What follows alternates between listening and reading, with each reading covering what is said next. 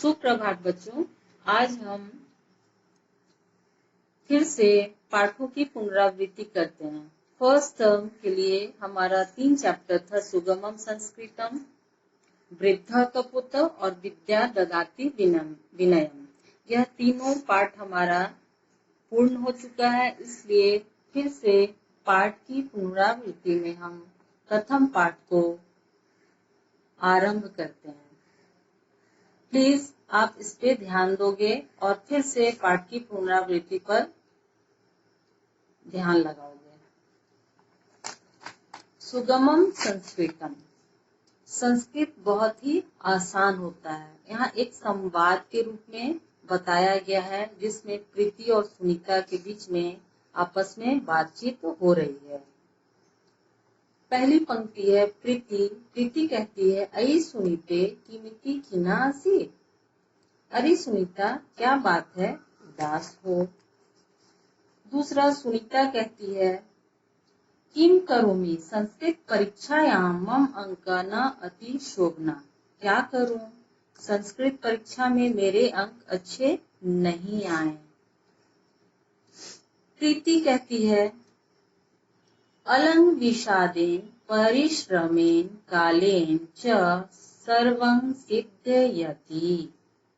दुखी मत हो, परिश्रम करने से और वक्त के साथ चलने से सब ठीक हो जाता है। बच्चों, यह सब हम जानते हैं कि सचमुच कोई भी चीज अगर कठिन हो तो उसे सफल बनाने के लिए परिश्रम ही सबसे बड़ी पूंजी होती है। यानी कि परिश्रम से हम कठिन से कठिन चीजों को आसान बना सकते हैं। अगली पंक्ति है सुनीता। सखी तुभ्यं सत्यं वदामि महं तु संस्कृतं न रोचते किम ऐसा कठिना भाषा तुभ्यं रोचते। सुनीता कहती है, सखी तुम्हें सच बताऊं, मुझे तो संस्कृत अच्छी ही नहीं लगती। क्या यह कठिन भाषा तुम्हें अच्छी लगती है? प्रीति कहती है, सुनीते वस्तुतः संस्कृतम सुगमम न तु कठिनम। सुनीता, वास्तव में संस्कृत सरल है, कठिन बिल्कुल नहीं। अगली पंक्ति सुनीता कहती है, तत्कथम, वह कैसे? अगली पंक्ति प्रीति कहती है, अभ्यासेन एव कौशलं भवति अतः आदौ यत् क्लिष्टं प्रतीयते कालेन तत् सरलं भवति। अभ्यास करने से ही निपुणता आती है। शुरू में जो कठिन लगता है, समय के साथ वह सरल हो जाता है।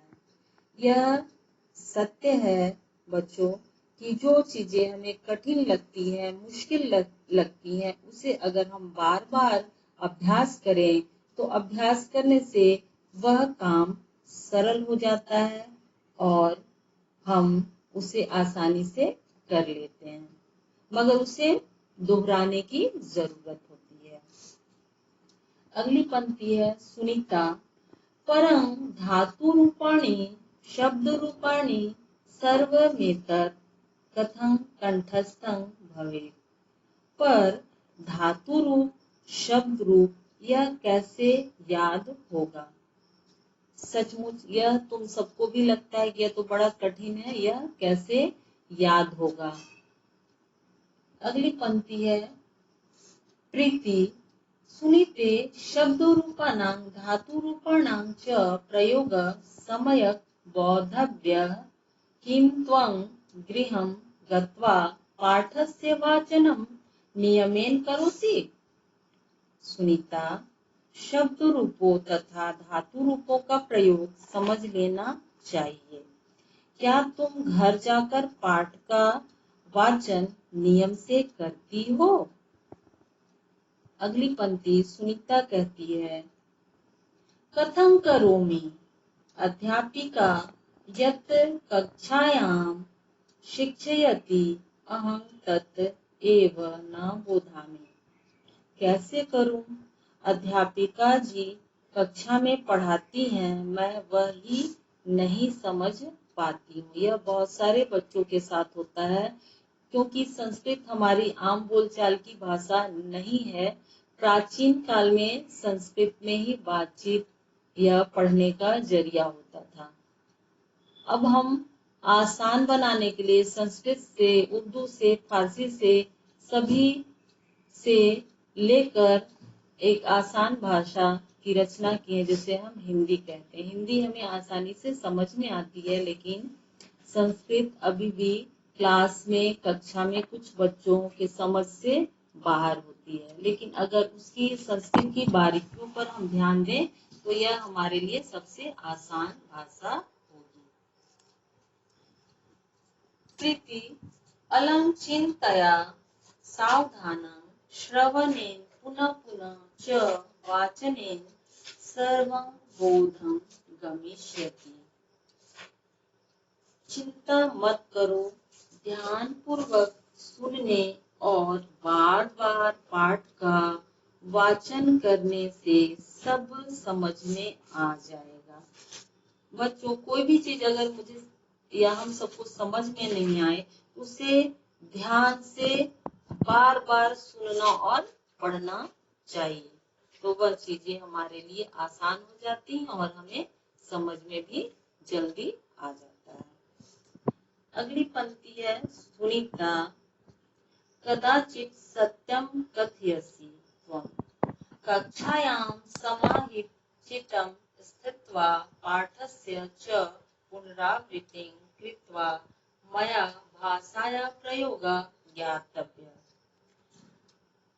शायद तुम ठीक कह रहे हो, कक्षा में मन लगाकर बैठकर पाठ को दोहराकर मुझे भाषा का प्रयोग समझ लेना चाहिए।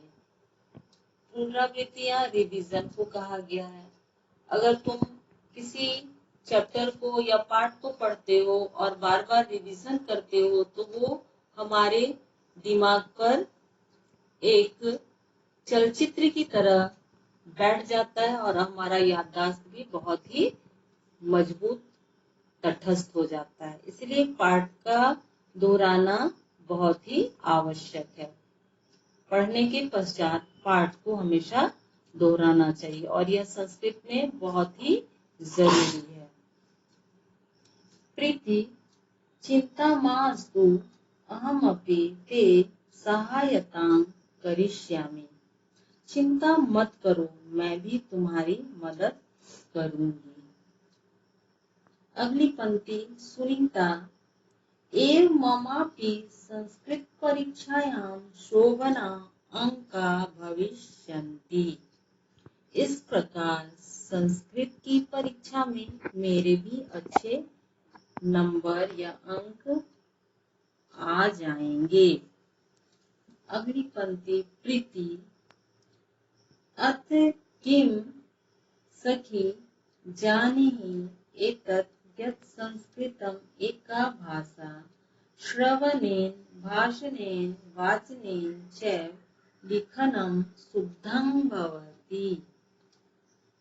प्रीति बिल्कुल सखी, यह समझ लो, जान लो कि संस्कृत एक ऐसी भाषा है जिसे सुनने, बोलने और वाचन यानी कि कहने से ही हमारी लेखन शुद्ध होती है या हो जाती है।